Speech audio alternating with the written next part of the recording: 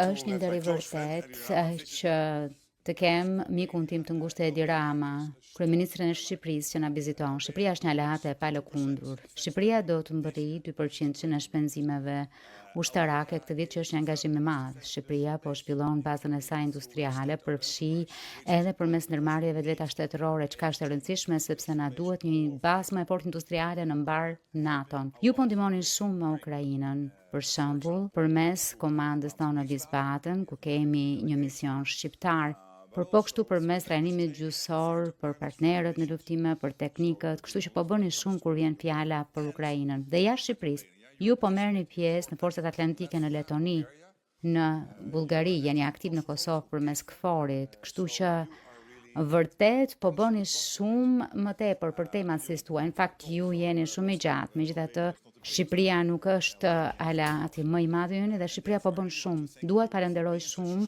që jeni aleat kaq i patundur. Ju e dini që NATO-ja mund të mbështetet tek Shqipëria dhe ju e dini që gjithmonë Shqipëria mund të mbështetet tek NATO-ja. Kështu që edhe një herë faleminderit për vizitën tuaj, faleminderit që jeni një mik kaq i ngushtë personal dhe për gjithçka që ju po bëni për NATO.